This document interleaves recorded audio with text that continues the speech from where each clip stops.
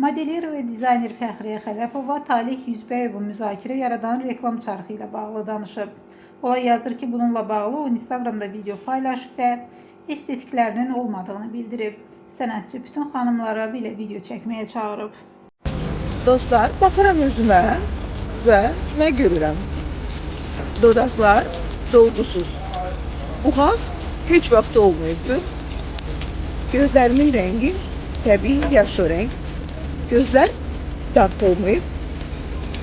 Qaşlar, kirpiklər təbii.